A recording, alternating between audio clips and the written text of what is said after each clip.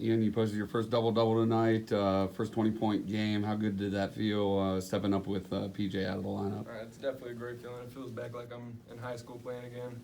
Just felt good to be able to dominate the game. And with PJ out, somebody's got to step up, so felt like it was me.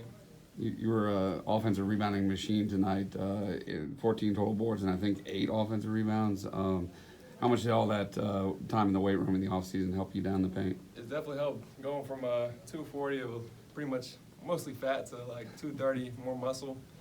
You can just definitely tell the difference. Chase, 19 points in the first half for you. You just feel like you're in the zone there at one point at the end of the half? Yeah, I told myself going to the game, just be aggressive. And, when you hit that first one, you just feel like as you shoot it in the ocean. So, yeah, it was a great start. It was a great start.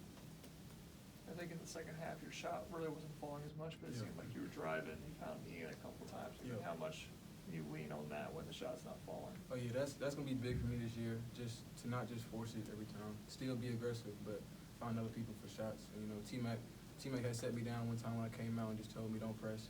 He said just keep being aggressive, but come to a stop and just find people. And that's what I did.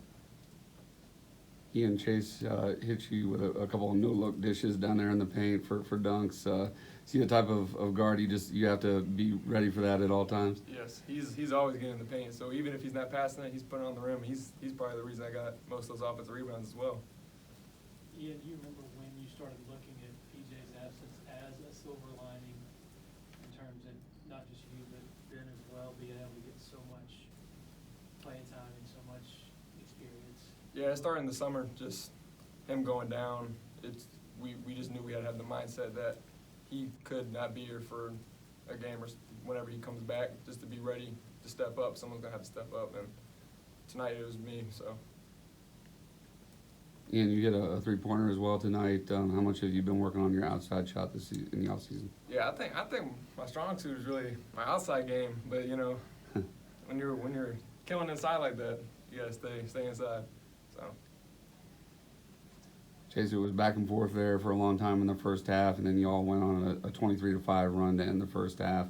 Do you feel like if y'all were patient, the threes would start dropping for y'all? Yeah, Coach had mentioned that. He said that, the shot's gonna fall. And, we were kind of pressing in the beginning, everybody on the first pass trying to be too aggressive, and we just had to let the offense flow, and then it eventually came to us.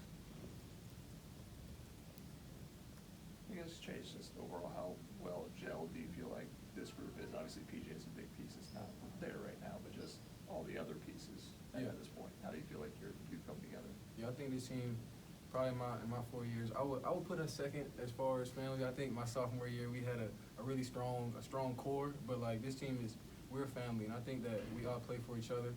Nobody's selfish. Nobody wants to shoot all the shots. But when we all put it together, this game wasn't us at fully our best, but I think we still came out with a win, and that was good for us. I guess, what would you say are the things that you can improve on that aren't at your best level yet? I think kind of what I mentioned earlier about us just forcing shots and everybody just kind of playing kind of nervous. I wouldn't say nervous, but we were just kind of hectic out there, And I think when we all just slow down, it was the first game, so everybody had to get those jitters out. But when it all slows down for us, we'll be good. Chase, you all had 5 different players make a three-pointer tonight, 6 in the exhibition last week, and PJ, of course, isn't even playing yet. Yeah. How difficult is that on defense as we have that many guys that can shoot? Yeah, it's gonna be a big positive for us this year. We got basically our whole team can knock down a three. That's a big mismatch on the floor, whether it's the 5 or whether it's me at the 1. And that's gonna be huge for us this year. Speaking of family, your brother was out there for the first time. What was that like? Yes, sir. Now that was big. I just told him, just play your game. Just let it come to you.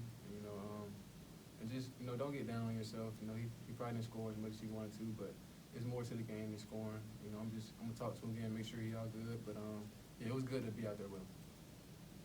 You seem like a guy that once you get going, you can score in flurries. Have you always been that type of player? Yeah, that's kind of me. I would think that going back to high school, like Ian mentioned, when those first few drop, you locked in. So yeah. How do you think you guys held up as far as the perimeter defense? Yeah, that was one of the main points going into the game. We knew they had a lot of shooters, and we wasn't gonna stop them from getting a 3 off. That's why we kind of fouled some, and they still got some off. But that was the main point in the game, and you know we came out with a win, so that's all that matters. Brad mentioned coming into the year that he feels like some of the pieces you guys have added, you guys have more size, more strength to sort of match up with more physical teams on the perimeter. Do you feel like that's something you guys will be able to do better than you did last year? Yeah, for sure. We got guards that's 6'4" and above, and you know our bigs are still big, so I think that's gonna be a big plus for us this year, for sure. Anybody on Zoom have anything for Ian or Chase?